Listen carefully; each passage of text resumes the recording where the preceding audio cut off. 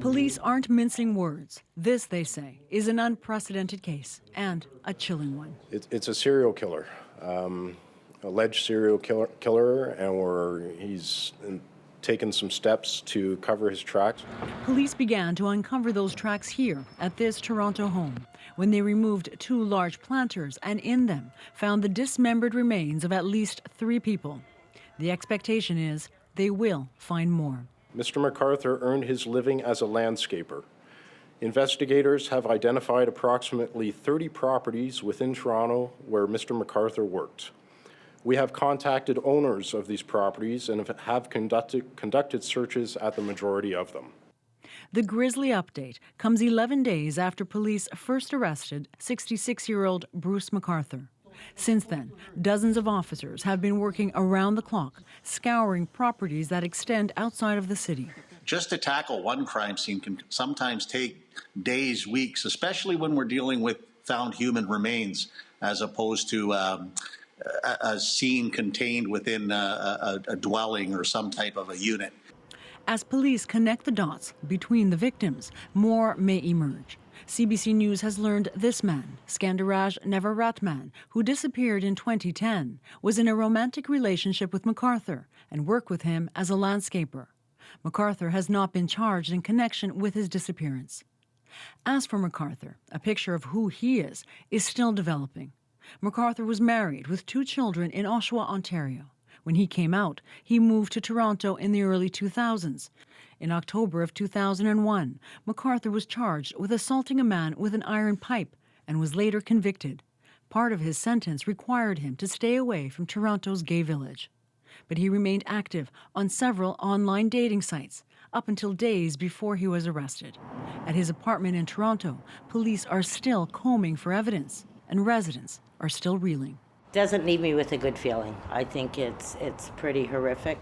Back at that house where police uncovered those remains, the owner told us she is still in shock.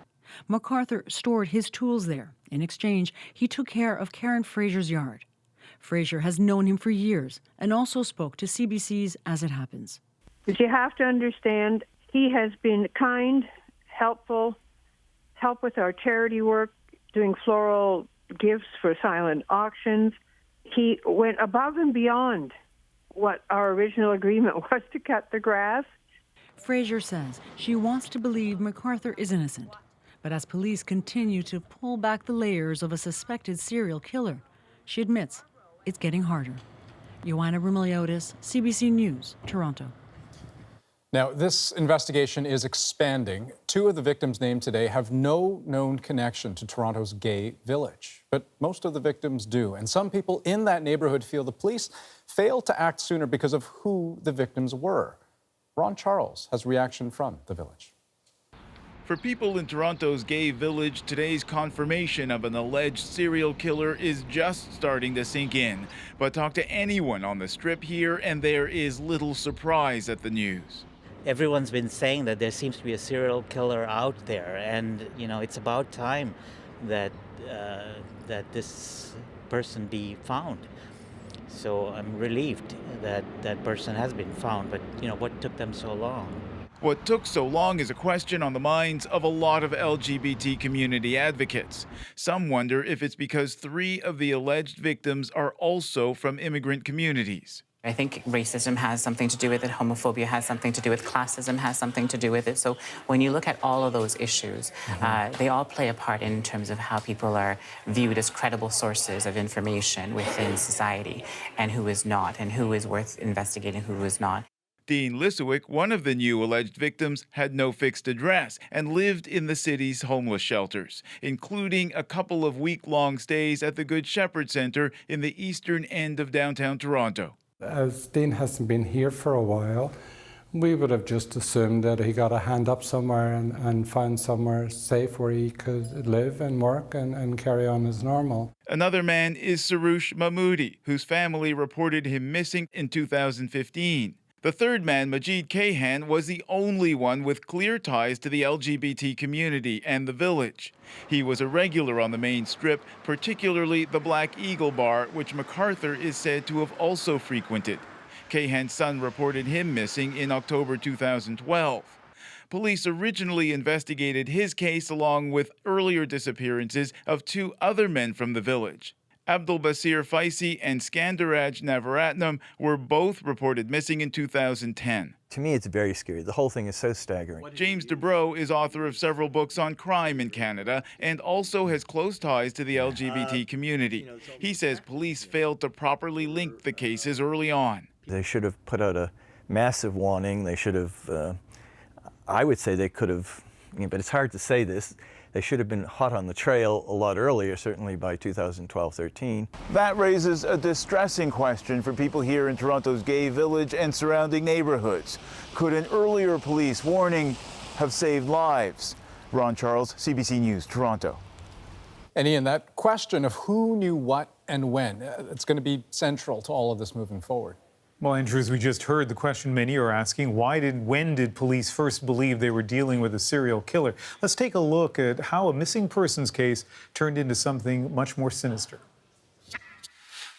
In October 2012, Majeed Kayhan goes missing. The following month, Toronto police launch Project Houston, a probe into disappearances in the gay village. It concludes in 2014 without any suspects. Over the next 3 years, 4 more people disappear.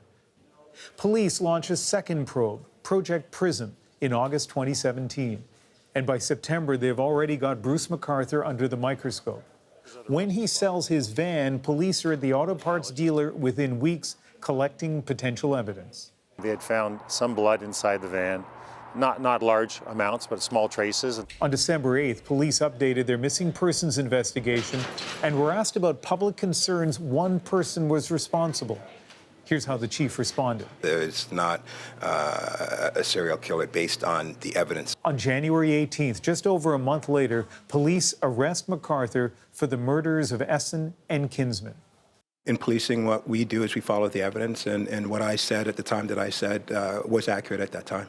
It's a media definition for serial killer. I'm telling you, he's killed at least 2 people. Today, police are saying what some have been speculating for months. Morning. What kind of case is it? It's a serial killer. Well, for more on this, we're joined by Michael Arntfield, a criminologist at Western University and a former police officer.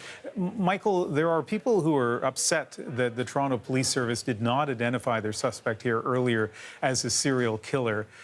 And I wonder, do you think that there's a reason for that? Could there have been a strategic reason, for example? There can often be a strategic reason why the police would hold back information, particularly at that point in the investigation. I mean, we have reason to believe that by that point, the point of that press conference where they're denying the existence of a serial killer, they had McArthur at the very least as a person of interest, if not under constant surveillance. So again, this is in keeping sort of with standard practices. You wouldn't want to tip him off at that point or ever. So I'm not surprised they withheld that.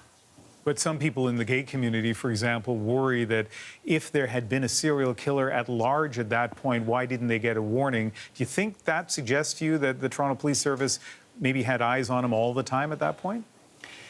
I'm satisfied, and I think it's reasonable to infer from the evidence that by that point, they had him under, at the very least, loose surveillance, if not electronic surveillance and 24/7 physical surveillance, and that no other person was in any danger. So time will tell where the investigation was at that point and what the rationale was for making that statement. And at this point, I think we need to focus on these other crime scenes. Let's talk about the victims, and I want to play a clip from earlier today from the lead investigator on victims. As I said, the last 2 victims that we've identified don't quite fit the profile of the earlier victims. So, and as I've said, we don't know how many more victims there are going to be, but it certainly encompasses more than the gay community. It encompasses the city of Toronto. Are you surprised at all that these victims don't fit into a very narrow pattern? I'm not. We see this historically with a number of serial offenders, particularly older offenders, and where they will vary their victims and vary in their preferences. I mean, most serial offenders have what we call a preferred victim, someone that they will defer to under ideal circumstances, but frequently they're prepared to, like most people, compromise and experiment a little. And it's called victim polymorphism, meaning that, and going back to Clifford Olson, he was a key case study in this respect, in that he had younger victims initially, and then who were female, and then older male victims. So this is atypical, but not unheard of.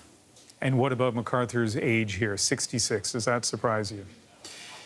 It certainly is on the older end. I mean, Albert Fish for many years was considered to be the oldest serial killer in American history, who began in his 50s, and they called him the Gray Man for that reason.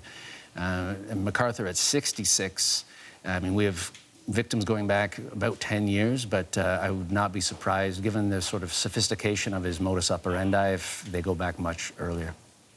Michael Arnfield, always a pleasure to have your expertise. Thank you. Thanks, Ian.